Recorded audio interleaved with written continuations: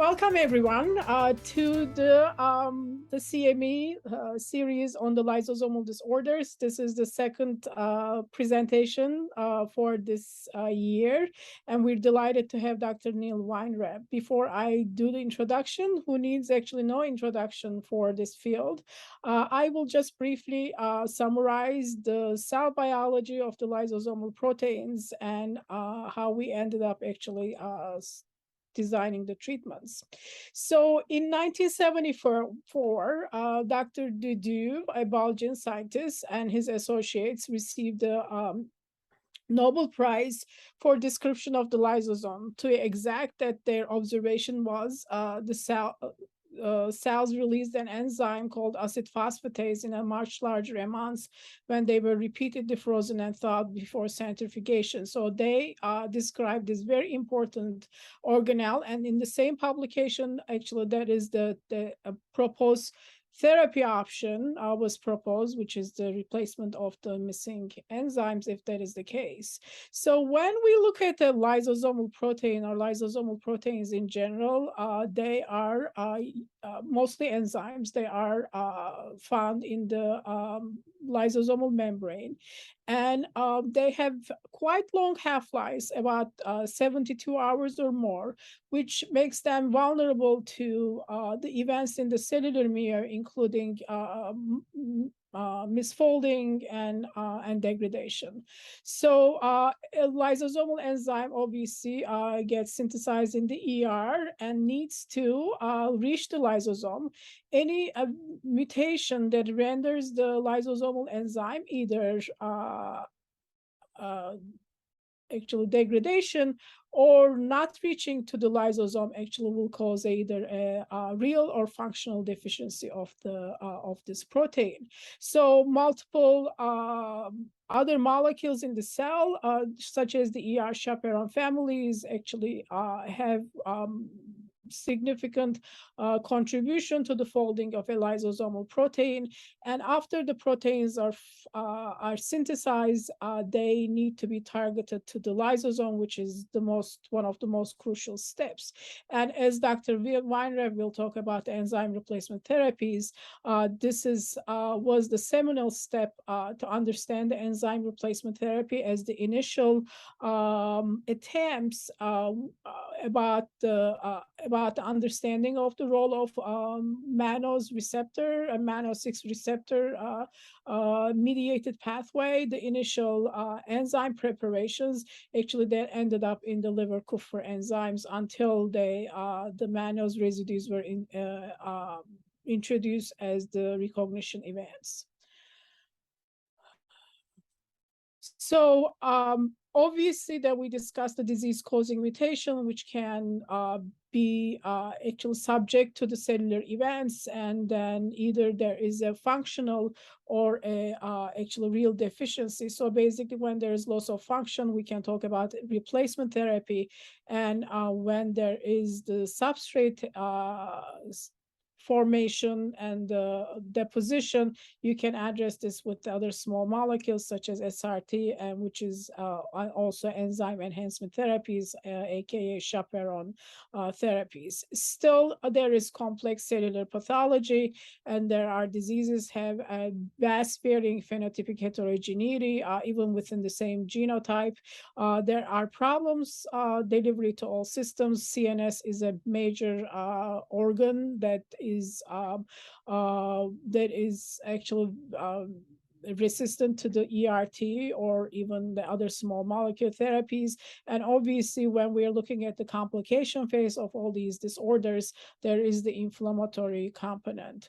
So on today's lecture, we're going to be covering on ERT and small molecule therapies, especially substrate reduction therapy. And with this brief introduction, I would like to introduce Dr. Neil Weinreb. As a person, he's a delight, but he has been in the field since 1968.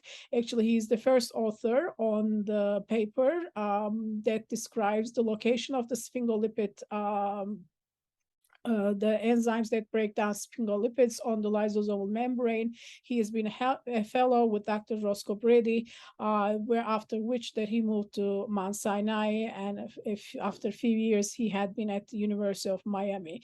Currently, he is the director of the University Research Foundation for Lysosomal Storage Disorders since 1996, and he has been actually one of the founders and also of the board, and which is currently is on the scientific board of the International Collaborative Gaucher Group and Gaucher Registry. He has published almost 100 papers on lysosomal disorders with a special interest in Gaucher disease.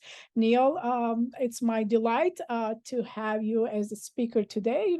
Please start your lecture. Thank you. Thank you very much for that kind introduction.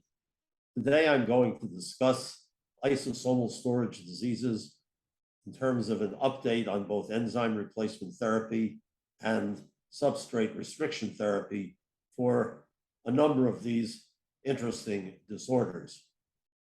The learning objectives are to describe how ERT and SRT have transformed the lysosomal storage disease population and treatment of these disorders. We'll also describe some new research underway to improve the safety and efficacy of the existing ERTs and SRTs. And finally, to touch on how ERTs and SRTs are addressing the problem of the blood-brain barrier. Obviously, this has become a very large subject, and I'm only going to be able to touch on certain highlights and certainly will not be able to cover the breadth of what's been going on with treatment of LSDs. In the next slide, I'd like to go over a bit of history of the development of treatment for the lysosomal storage diseases. And I will use Gaucher disease as a model because it was actually the first LSD for which treatment was approved about 30 years ago. So you can see that the disease was first described by Philippe Gaucher in 1882, and later on in the 1960s, my mentor, Dr. Roscoe Brady, investigated the biochemical cause of Gaucher disease and found that the storage of the glucocerebroside, which had been described back in 1932, was attributable to a defect in the breakdown of that particular chemical by the enzyme glucocerebrosidase, which was shown to be deficient in patients with Gaucher disease that he studied. From that point on, development was considerably more rapid. Dr. Brady succeeded in purifying a small amount of the enzyme in the early 1970s and actually tried to administer it to a small number of patients, but that attempt did not work out. And subsequently, it took further information, including the ability to synthesize larger amounts of the enzyme and also to modify the enzyme by correcting its carbohydrate structure to enable it to be taken up by cells. And that actually took place during the late 1980s. It was at that time that an IND was then put forth for the enzyme that was synthesized by Dr. Brady, which eventually was approved on the basis of a 12-patient trial in 1991, and that actually started the era of enzyme replacement therapy. The next slide is a cartoon representation of the basis for the two major treatments that I'm going to address today, namely the various enzyme replacement therapies for lysosomal storage disorders, which are all primarily based on the idea of replacing or augmenting the enzyme therapies associated with the various lysosomal storage disorders. However, as you can see again from this cartoon, there is a second approach, which is based on the idea of reducing the amount of the affected substrate that is synthesized, and in so doing, enabling even a relatively defective degradative enzyme to work more efficiently in terms of preventing storage and buildup of the substrates, which ultimately lead to these lysosomal storage disorders. Again, from a historical viewpoint, in the next slide, you'll see that in 2013, there were a number of enzyme replacement therapies which had been approved for various lysosomal storage diseases, including Gaucher disease type 1 and the neuronopathic form type 3, Fabry disease, which had 2 products approved, although only one in the United States, Pompe disease, the glycogen storage disease, for which L-glucosidase alpha had been approved, and a number of the mucopolysaccharide storage diseases, namely MPS 1, with its varying forms, Hurler disease, Hurler-Scheid disease, and Scheid disease, had approval of an enzyme iduronidase, MPS 2 or Hunter syndrome, also iduronidase 2 sulfatase had been approved. For MPS 6, another enzyme therapy, galsulfase, had been approved. And there was also another product, cysteamine bartartrate, which was a treatment for cystinosis, a type of substrate reduction therapy. Additionally, for Gaucher disease, by this time, one of the initial substrate restriction therapies, miglustat, had been approved. So this is where things were at in 2013. Within the last couple of years, a number of new products have been approved, a new substrate restriction therapy for Gaucher disease, known as eliglustat, which I'll discuss in a little bit more detail, a different type of therapy called chaperone therapy for Fabry disease called migalastat, which I'll again speak about a little bit later, a updated enzyme replacement therapy for Pompe disease called eval-glucosidase, which was just approved about approximately 1 year ago, and then a couple of new treatments for some of the other mucopolysaccharide storage diseases, namely MPS 4A and MPS 7. Now, again, since we are also going to deal with some of the other advances, it's important to also point out that there are quite a number of different clinical trials which are in progress, which involve a number of different mechanisms for therapy, an enzyme therapy for acid sphingomyelinase deficiency, or Niemann-Pick A and B. For Niemann-Pick B was just approved, an enzyme which is known as olipidase.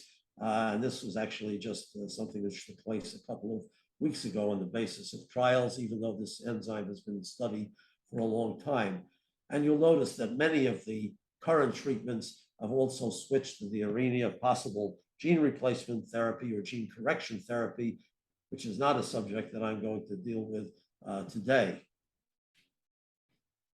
During the last 3 years, it's also, I think, of note that there have been quite a number of orphan drug designation INDs entered with regards to the lysosomal storage diseases. But again, I think you'll see that the majority of these deal with the newer approach of gene correction therapy, which actually has not yet really entered into the commercial clinical arena. It's also interesting, I think, to note that since the start of the orphan drugs program in the United States back in the 1980s, there have been a total of 5,366 INDs submitted for these rare diseases, but only 150 INDs have been for lysosomal storage diseases. And you'll see that so far, only a few of these have actually, relative to the number of applications, resulted in approved products that are being used. So with that background, let me turn to some illustrative lysosomal storage diseases. First, Gaucher disease. Gaucher disease is one of the most common lysosomal storage diseases. It is transmitted in an autosomal recessive fashion, and it is almost always associated with mutations of the GBA1 gene, which is found on chromosome 1, Q21. The disease is associated with storage of glucocerebroside, predominantly in the monocyte macrophage system. And for this reason, it is usually associated with systemic manifestations rather than with CNS manifestations. And it comes in three major classifications. The most common one in Western countries being type 1 disease, which has generally been classified as being non-neuronopathic, except for the fact that we now know that later in life can be associated with Parkinson type disease. And then there are the two types of neuronopathic disease, the so-called acute neuronopathic type 2, which is a disease which occurs anywhere from birth to early in childhood and which is invariably fatal early in life. And then the type 3 or chronic neuronopathic disease, which can affect children and infants as well, but which can sometimes be associated with a much more prolonged survival. The major disease manifestations are related to storage of the lipid glucocerebroside and its secondary substrate, lysogl1, in primarily disease cells of the reticuloendothelial system. And this storage is associated with chronic inflammation and antigenic responses and antibody responses to the glycolipids, which can contribute to an increased risk for certain malignancies and prominently multiple myeloma. Because the bone marrow contains a number and a fairly large population of macrophages and reticuloendothelial cells, the skeleton is also a significant target of pathology in individuals with Gaucher disease. Now, we now have two treatments primarily for Gaucher disease, which are commercially available, two treatments conceptually, more treatments, as I mentioned before, in terms of specific products. Enzyme replacement therapy exists in three forms, three enzymes, which I alluded to before, and this involves infusion of recombinant modified forms of glucocerebrosidase, which are targeted for uptake by macrophage mannose receptors. The three products, imiglucerase, velaglucerase, and taloglucerase, are usually administered by IV infusion, typically every 2 weeks, sometimes in different infusion schedules, and can be administered not only in the clinic, but also via home infusions. The results of all three products are basically similar. There's been improvement in hemoglobin and platelet counts, which are usually abnormal in individuals with untreated disease, reduction in enlarged liver and spleen volumes, which is also a characteristic abnormality in patients untreated with disease, improvement in bone mineral density, and improvement in osteopenia and osteoporosis, decrease in symptoms of bone pain, and improvement in general quality of life, enhanced activity levels, and improvement in lifestyle. Before treatment with enzyme replacement therapy was available, patients usually required treatment with splenectomy, which unfortunately actually made the phenotype of the disease worsen and only succeeded in improving some of the hematologic manifestations of the disease. Unfortunately, enzyme replacement therapy is not perfect, although it is extremely effective and has been associated with a marked change in quality of life for patients who receive it. But there are some limitations to enzyme replacement therapy for Gaucher disease.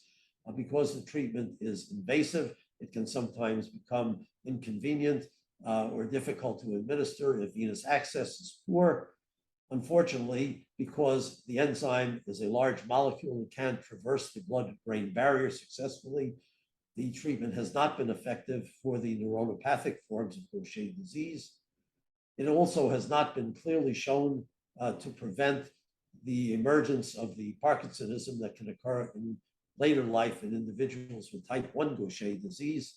And it also appears to only incompletely control some of the macrophage activation effects, which can lead to cytokine activity, T and B cell stimulation, and various inflammatory manifestations. And finally, the skeletal manifestations, because the uptake in bone can sometimes be limited, has not been as successful as the treatment of the enlarged liver and spleen and hematologic manifestations. And we know that even patients who appear to be treated successfully in terms of their systemic manifestations can occasionally still go on to develop bone complications despite being on effective doses of the treatment.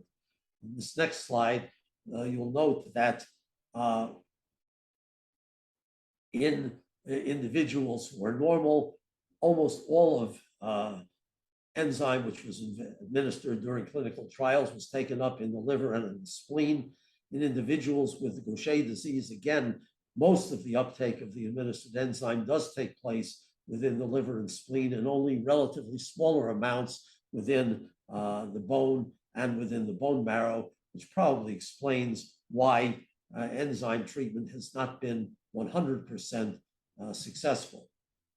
As a result of the limitations of this therapy, there was interest in developing alternative types of treatment for Gaucher disease.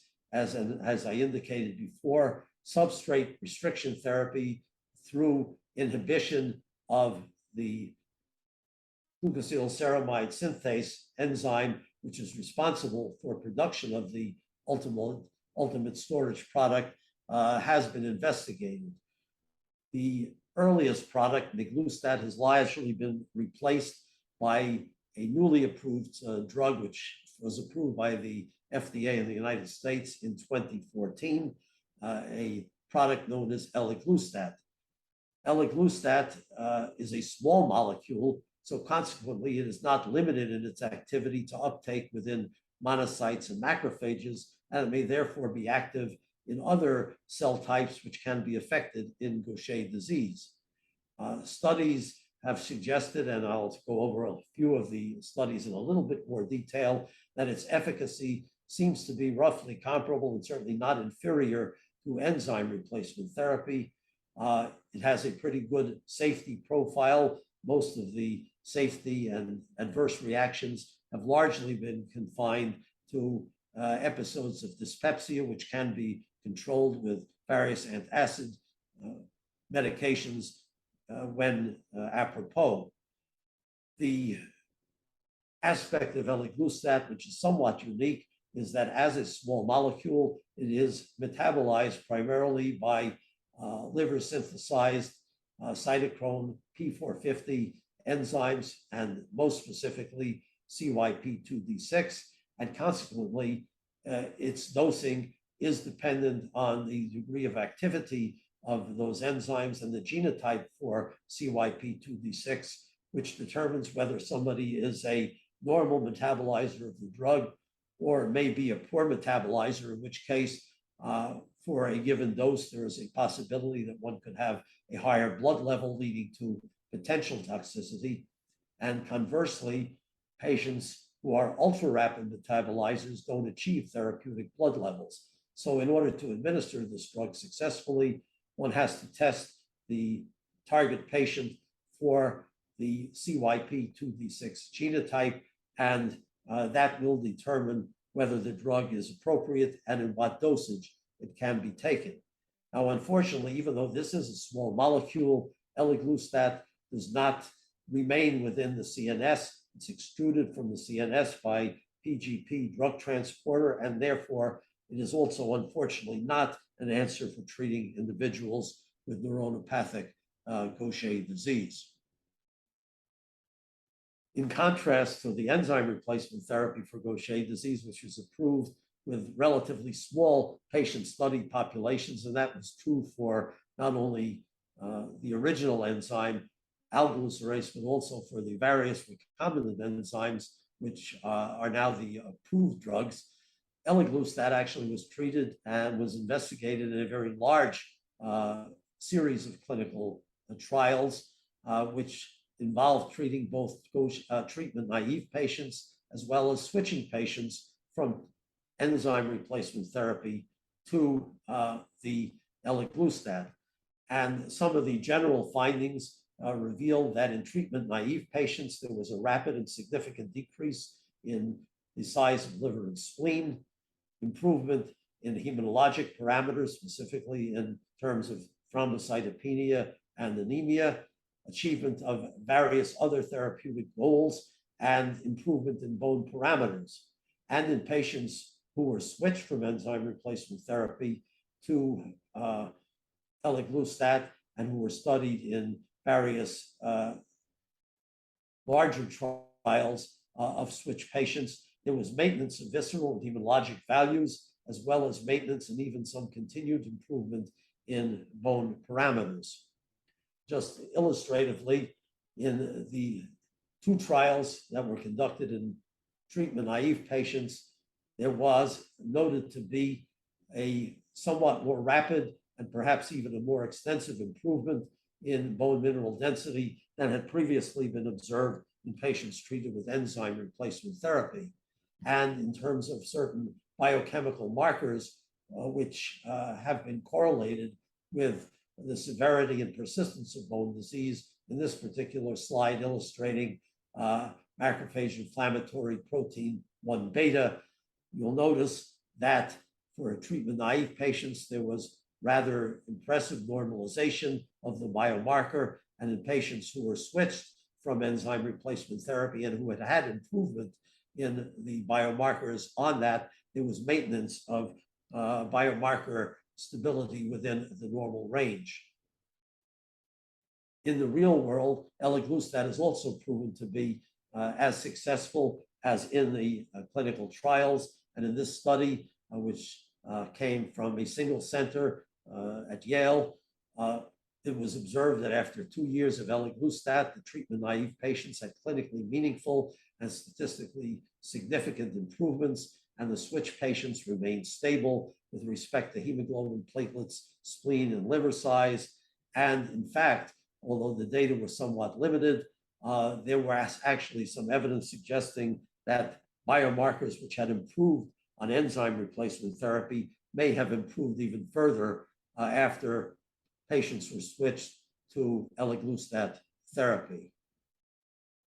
Now, as I mentioned, we still don't have any satisfactory treatment as of yet for the neuronopathic forms of Gaucher disease, but a newer next generation substrate reduction or substrate restriction therapy known as venglustat is in clinical trial for patients with type 3 Gaucher disease. This particular substrate reduction therapy does successfully cross the blood-brain barrier, and effective concentrations have been measured in CNS tissues. In preclinical trials in neuronopathic Gaucher mice models, venglustat was shown to lower the synthesis of the glycosphingolipids, to reduce accumulation of the glycolipids in liver and spleen, to cut down on some of the brain inflammation evidenced by gliosis, and also to improve some of the clinical manifestations observed in these mice models, specifically ataxia and paresis, and increase the lifespan by about 30%. There's currently an ongoing trial known as LEAP, which is studying, and in a phase 2 trial, the use of venglustat along with continued enzyme replacement therapy with imiglucerase in initially adults, but now subsequently in children with the disease who are now being enrolled in the trial.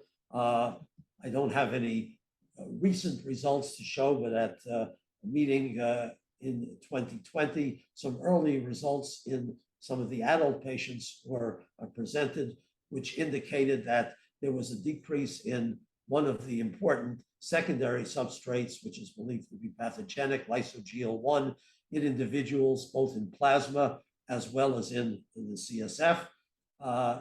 And in addition, there was some evidence for some improvement in some of the neurological examinations that were conducted. In addition, there was evidence for favorable safety and tolerability, robust reduction in CSF sphingolipids, and ability to ameliorate some of the neurological manifestations of type 3 Gaucher disease, along with stable systemic manifestations, which may have been attributable to both this product as well as to the continued enzyme replacement therapy.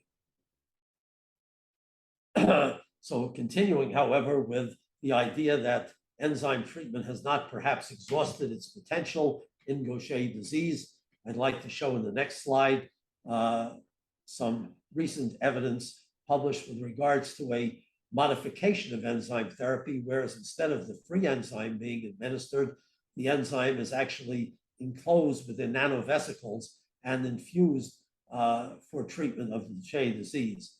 This particular preparation is not dependent on a mannose receptor pathway, and actually the enzyme activity delivered by this preparation was noted to be higher in glucocerebrosidase deficient cells than was observed with any of the comparable enzyme replacement products which were studied as controls. In addition, this nanovesicle preparation was able to penetrate the blood-brain barrier into the CNS. This CNS targeting was mediated by surface phosphatidylserine in the blood vessels and in brain cells, and in fact, increased glucocerebrosidase activity and reduced glucocerebrosidase substrate levels were found in the mice models with neuropanic Gaucher disease, which also showed evidence of profound improvement in brain inflammation and in the neurological phenotypes. So again, this is an example of what is also taking place in other lysosomal storage diseases, namely attempts to continue to improve on existent enzyme replacement therapy. So I'd like to turn now to a different storage disease, Fabry disease, which is one of the X-linked lysosomal storage disorders in which heterozygous women are often symptomatic as well, sometimes as severely as their male relatives. Multiple generations are oftentimes infected within extended family groups. Pathogenic variants in the GLA gene that encodes for the lysosomal enzyme alpha-galactosidase are responsible for this particular LSD. And the deficiency in alpha-galactosidase activity leads to failure to catabolize the various glycosphingolipids, but most prominently the one which is known as GL3 or global triacylceramide. The GL3 accumulates within lysosomes of multiple cell types in vital organs and leads directly or indirectly to cellular dysfunction, microvasculopathy, end-stage tissue damage, patient suffering, and shortened life expectancy.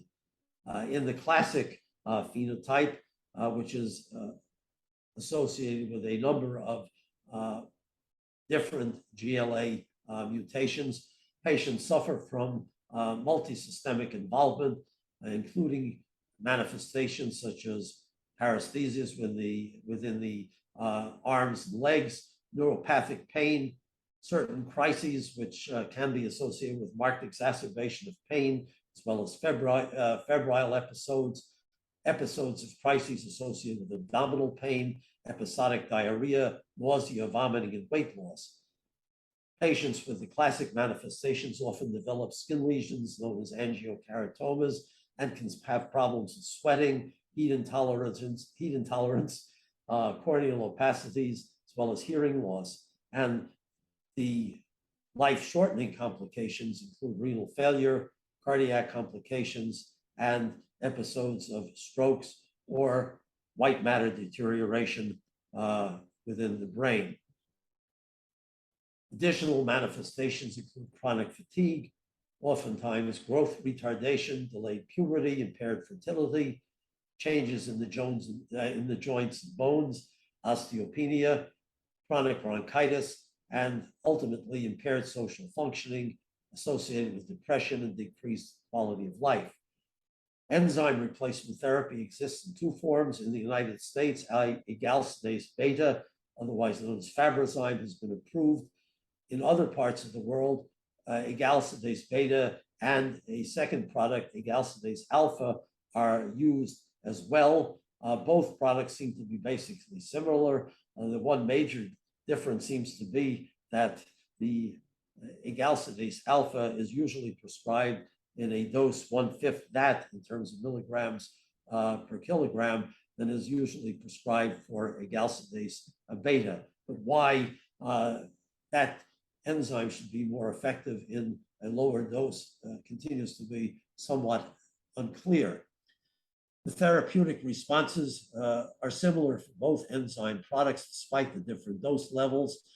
Both enzyme products in treated male individuals decrease plasma GL3 levels as well as urinary GL3 levels, and have been shown to decrease deposition of the substrate in kidney epithelial cells as well as in various other and kidney endothelial cells, as well as in various other cells within the kidney itself. There is some evidence that these products may reduce or stabilize left ventricular mass and thickness in some individuals and improve perhaps some of the auditory symptoms, some of the GI symptoms, and some of the neuropathic symptoms. Similarly, they can improve the clinical manifestations in affected women as well. However, again, as was the case with Gaucher disease, enzyme replacement therapy for Fabry disease has not proven to certainly be a cure. At best, it seems to slow the inevitable progression of the disease, and it may very well be, however, that that is a factor of the patients starting enzyme replacement therapy usually after they already have evidence of irreversible organ damage in the kidneys, in the brain, and in the heart. And perhaps where enzyme treatment started very early in life, and this is still somewhat of an open question, it is possible that the responses might be better than has been observed when treatment is started much later after patients are overtly symptomatic. There is a third approved treatment, the so-called chaperone therapy, which is a small molecule treatment, which is effective only in individuals with certain types of mutations, which are called amenable mutations, because this chaperone therapy works by stabilizing the actual configuration of the alpha-galactosidase within the endoplasmic reticulum, enabling it to be transported successfully to the lysosome where it is stabilized and where it can actually be effective in catabolizing the breakdown of GB3.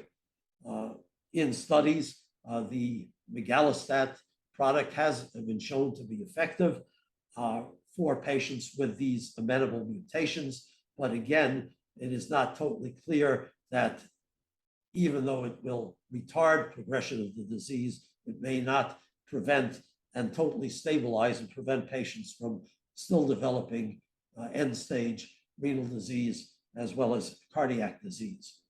So some of the limits of enzyme replacement therapy, which were recognized in Fabry disease back in 2010, included that prevention of ultimate development of congestive heart failure had not yet been demonstrated, and I believe that still continues to be the case.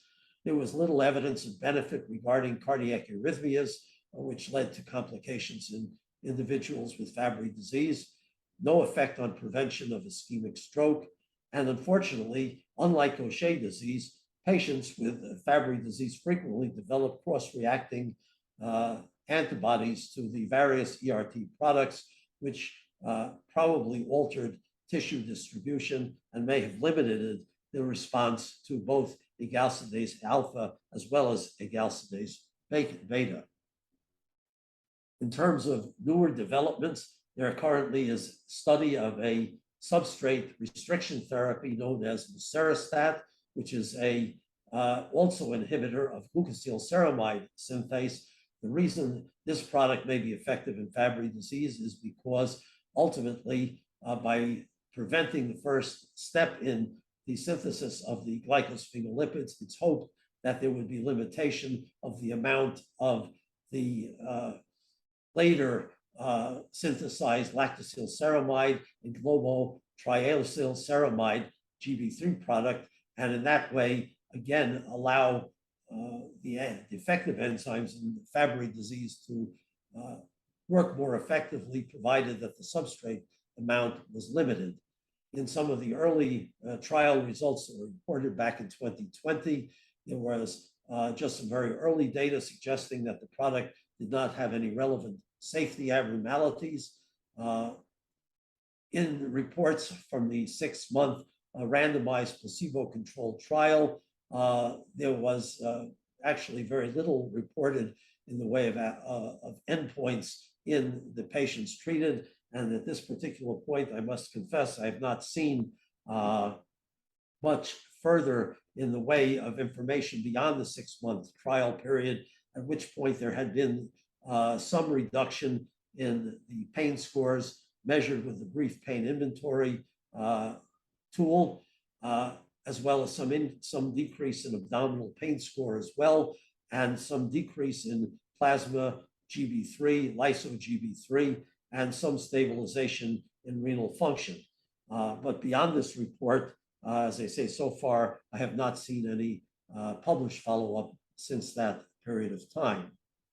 Again, as I mentioned with regards to Gaucher disease, there was also some attempt currently looking at whether enzyme replacement therapy can be improved for Fabry disease as well. And in this case, the enzyme under study is a alpha-galactosidase, which is synthesized within a plant cell bioreactor, and the enzyme is then pegylated, hoping that this will provide a more stable product within the plasma, thereby enabling longer sustained plasma concentrations and more favorable pharmacodynamics.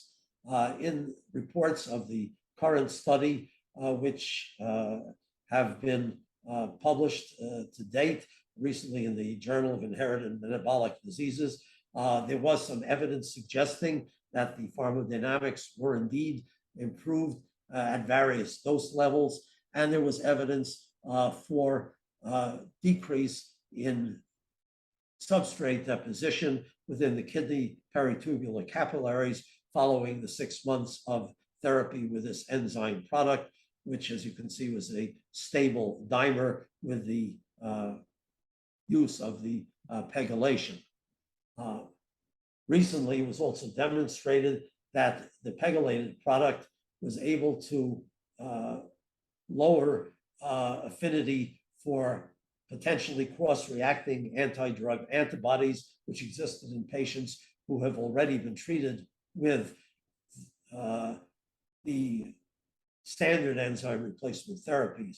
And therefore, the conclusion of this recent study, published just in July of 2022, suggested that because of this potential for decreasing the affinity for anti-drug antibodies, that this product might be a promising therapeutic option for the majority of patients with pre-existing anti-drug antibodies. And it was recommended that patients should be tested before switching to this product in order to better predict therapeutic success. And a therapeutic switch is likely to be most effective when irreversible organ damage, including fibrosis, has not yet occurred. Now, turning from Fabry disease in the next slide to the Pompe disease or deficiency of acid alpha glucosidase activity. Pompe disease exists in two major phenotypes: the infantile onset Pompe disease, which is a rapidly progressive disorder associated with hypertrophic cardiomyopathy, generalized muscle weakness, loss of independent ventilation, and clinical deterioration of affected infants with inability to roll over, sit, or stand, and early death from heart and respiratory disease. The second major phenotype of Pompe disease is the so-called late onset Pompe disease, in which symptoms develop usually anytime after 12 months of age. The initial signs are associated with enzyme with exercise intolerance, muscle pain, and severe muscle fatigue. The limitations of the previously approved enzyme replacement therapy for Pompe disease include persistent muscle weakness despite the enzyme replacement therapy. Patients continue to have a characteristic gait disturbance, lumbar hyperlordosis, progressive scoliosis, and a combined neuromuscular respiratory dysfunction, again requiring chronic assisted ventilation. Many patients also go on to developing swallowing difficulties, gastroesophageal reflux, and aspiration. And this may be attributable to excess of glycogen within the brain with associated white matter changes, again, because enzyme therapy does not cross the blood-brain barrier.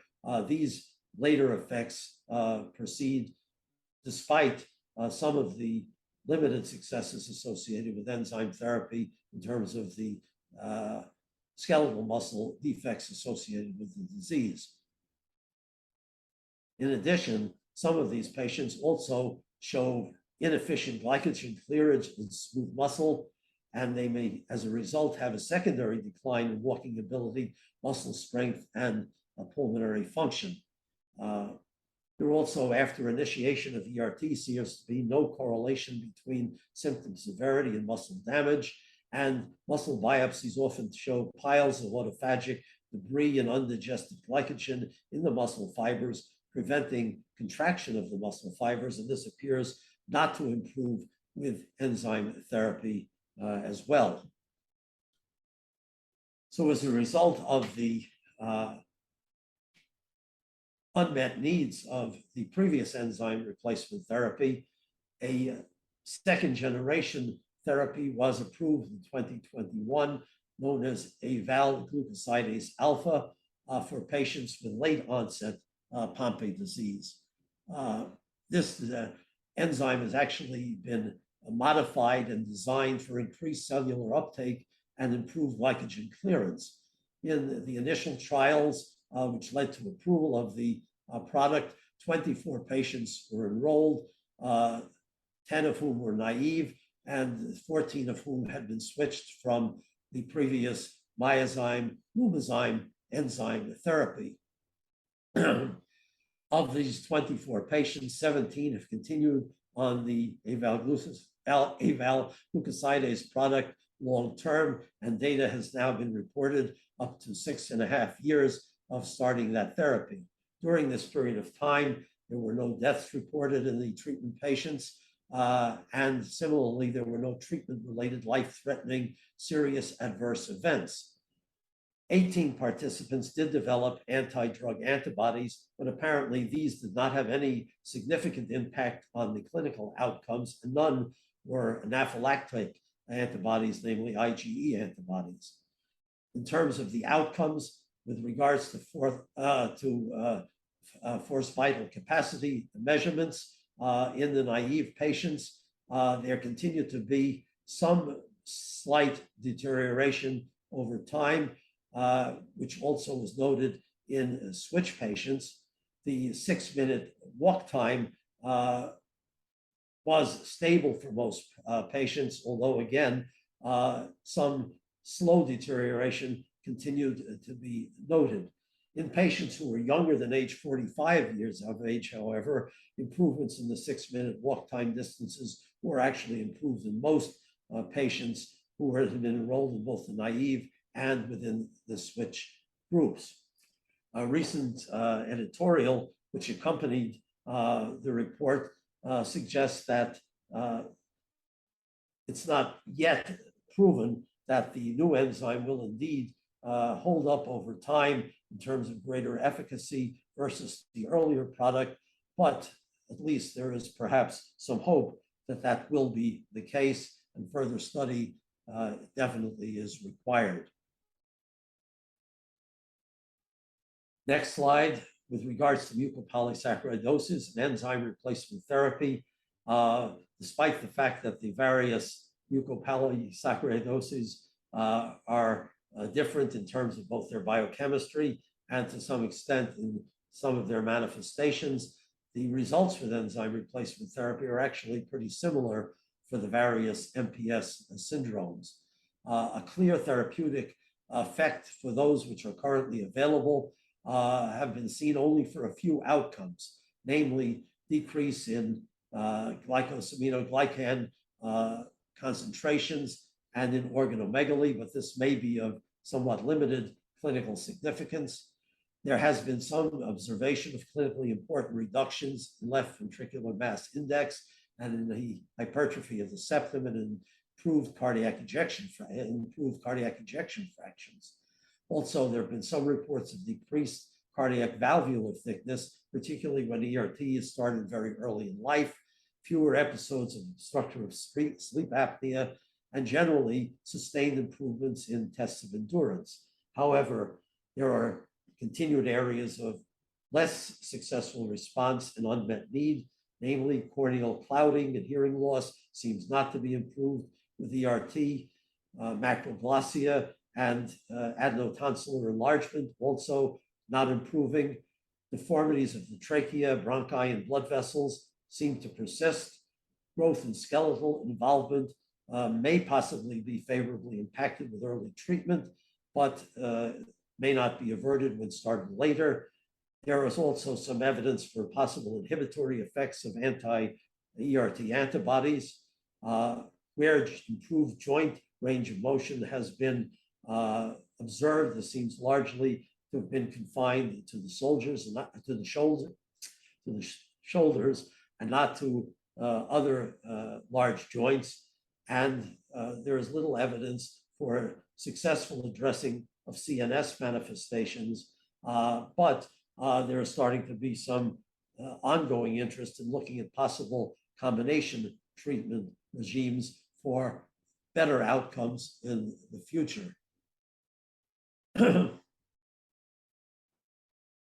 One investigative study that I'd like to discuss in the next slide is long-term open label extension study of Eiger's sulfase IT given for patients with the neuronopathic MPS variant MPS 2. This therapy, unlike standard enzyme replacement therapy, is administered intrathecally. And here there were some improvements which were noted with the intrathecal therapy, particularly after 52 weeks. What was reported here was improvement in various functional scores, which suggested that some of these actually did show clinically meaningful improvement in the DAS to GCA scores, particularly in individuals who were younger than 6 years when therapy was started. However, on a discouraging note, after many, many years of extensive review and regulatory discussion, unfortunately, the data were found to be insufficient to meet the evidentiary standard to support a regulatory filing. This IT therapy will continue to be made available to patients currently enrolled in the trial, but and they will be allowed to continue on this until perhaps some better therapy subsequently becomes available. In the next slide, I'd like to mention again some work with regards to the various Sanfilippo MPS types. These are 4 clinically indistinguishable lysosomal storage diseases that all result in accumulation of heparan sulfate. They are generally quite rare diseases. Their global incidence varies by geographical region. MPS 3A is caused by a deficiency in an enzyme known as N-sulfoglucosamine sulfohydrase. The disease manifestations of this particular type usually start between 1 to 2 years of age. The CNS is affected, gray matter more so than white matter. And unfortunately, most children usually die before age 18. And so far, at least, no effective approved treatment has been available. So for patients with this particular condition, again, there's a look at a chemically modified enzyme replacement therapy and results from an open label, non-controlled, multi-center trial have been reported. 6 patients aged 1 to 6 years with a developmental age greater than 12 months have been treated with weekly IV injections. Again, anti-drug antibody development was common, but in the patients, there was traversal of the blood-brain barrier and improved pharmacological activity on the heparan sulfate in the CSF. Also, neurocognitive development, age equivalent score stabilized for all the patients who have been treated, but so far, at least, no clear overall clinical effect has been observed on adaptive behavior or the sleep pattern or quality of life. So in conclusion, I'd like to finish and return to Gaucher disease and where there is perhaps evidence that progress in treatment developments will continue to be the case. And I think that if one looks back to the early start of enzyme replacement therapy, which did result in Dr. Brady being awarded the Medal of Freedom for his efforts as a pioneer in this development. I think it's fair to say we've come a long way. I think there'll be a lot of exciting developments in the future, and this area certainly remains as one for fascinating opportunities for future investigation. Thank you very much.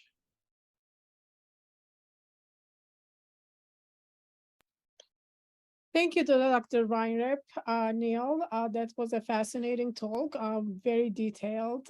For the sake of time, I think I will ask one question, which is a practical one, and it's really exciting actually to be in the midst of what we call as interventional genetics. And when we started with no therapy, and now actually there are choices for treatment. So in the ideal world, I think for each disorder now we're going to have an enzyme replacement therapy, small molecule, either substrate reduction or a chaperone, and a gene replacement therapy. So how do we pick and choose which patient is for which therapy? It's in very broader terms, I guess. Well, I guess it's the major distinguishing feature between gene therapy and any of the other types of treatment is the necessity that the ERT or SRT treatments or chaperone therapies presumably are going to have to be continued on a lifetime basis, which imposes both a heavy time burden, but also a financial burden, lifetime on the patients. If the gene therapies actually work out the way they're hoped to work out, where they might be a one-time administration, so even if the upfront cost is substantial, and if the toxicity can be managed properly, that would seem to be a much more sensible long-term approach. Obviously, there are a lot of caveats with the gene therapy, namely whether it will actually persist over a long period of time. I think we're not still totally free of the issue of oncogenesis because of insertion, depending on the type of the gene therapy. So I think those are the main differences. I think that it's possible that some of the enzyme replacement therapies may be able to be modified in such a way that they can be given less frequently, and that would probably also be meaningful for patients and might possibly even be more effective if the pharmacodynamics are good. The small molecule treatments, I think we'll have to see. I think that's again, especially if treatments are started early. The diseases like Gaucher disease, Ozlem, we know that if you start later, it's not necessarily good, but it's probably not catastrophic. But in some of the other diseases, waiting until there is really major vital organ damage undoubtedly will limit survival. So again, we're talking about starting treatment very early on, and meaning people do achieve normal life expectancy. That's an awful lot of years of having to continue on a chronic medication. Thank you. I don't think there is one, one shoe fits all answer for everyone. So I will actually close this up with one very simple question. I think it may be coming from a patient actually. So I'll read verbatim. Can blood tests confirm your diagnosis so you might be considered for an adult trial, or are full gene tests necessary?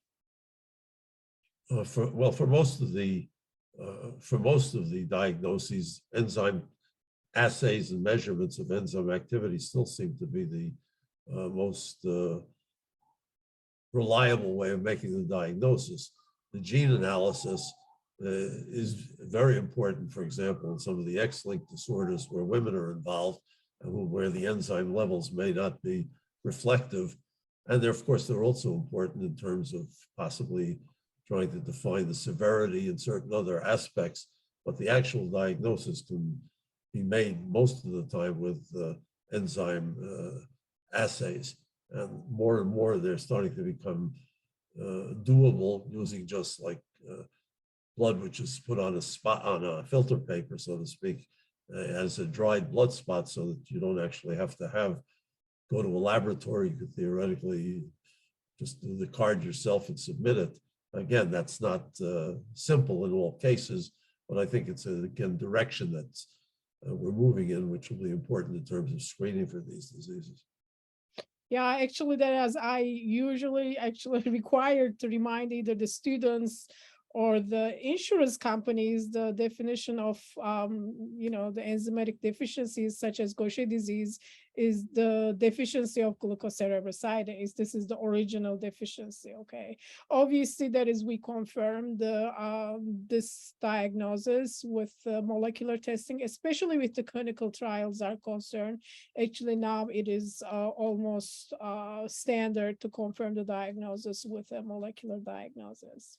So I thank you very much, Neil. This was a wonderful presentation again, and looking forward to hosting you another one of these series. So we wish all our audience a good day, and we're looking forward to seeing them in our next presentation that is going to be on gene therapy. Have a great day. Thank you. Thank you very much, everybody. Thank you, Ozlem.